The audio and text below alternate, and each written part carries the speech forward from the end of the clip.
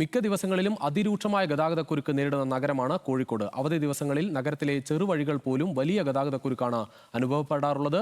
കോഴിക്കോട് നഗരത്തിലെ ഈ ഗതാഗതക്കുരുക്ക് അഴിക്കാൻ പോലീസിനൊപ്പം ഇനി ട്രാഫിക് വാർഡന്മാരും അണിനിരക്കും. പരിശീലനം പൂർത്തിയാക്കിയ ട്രാഫിക് വാർഡന്മാർ ഇനി നിരത്തുകളിൽ സജീവമാകും. റോട്ടറി ക്ലബ്ബുമായി സഹകരിച്ചാണ് ട്രാഫിക് പോലീസിന്റെ പുതിയ പദ്ധതി നടപ്പിലാക്കുന്നത്.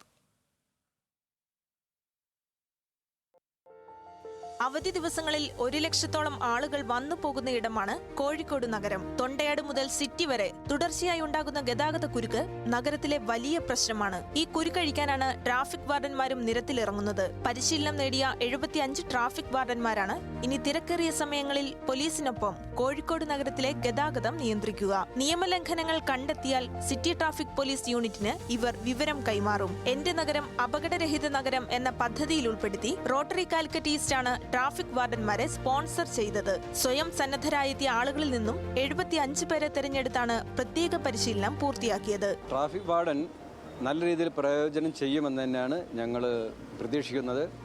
നല്ല തിരക്കുള്ള സമയത്ത്, പ്രത്യേകിച്ച് ഞങ്ങൾ ഒരു ഈവനിങ് സമയത്ത്, ഹോളിഡേയ്സിൽ, ബീച്ച് സൈഡിൽ നല്ല തിരക്കുള്ള സമയത്ത് ഗതാഗത കുരുക്കുണ്ടാക്കുന്ന മാളുകളുടെ ഫ്രണ്ടിൽ ഇത് പോലീസിനെ സഹായിക്കാനും, ഇത് കൂടാതെ ചില സ്കൂളുകളിൽ സീബ്ര ലൈൻ ക്രോസ് ചെയ്യുന്നതിന് അവർക്ക് അത്യാവശ്യം ട്രെയിനിങ് കൊടുത്തു.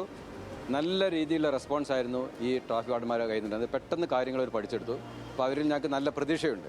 Kozhikode south MLA Faisal Babu, Kozhikode corporation mayor O Sadasivan എന്നിവർ പദ്ധതി ഉദ്ഘാടന ചടങ്ങിൽ മുഖ്യാതിഥികളായി. 75 പേരെ കൂടാതെ പരിശീലനം പൂർത്തിയാക്കുന്ന 25 പേർ കൂടി വരും ദിവസങ്ങളിൽ നഗരത്തിൽ പദ്ധതിയുടെ ഭാഗമാകും.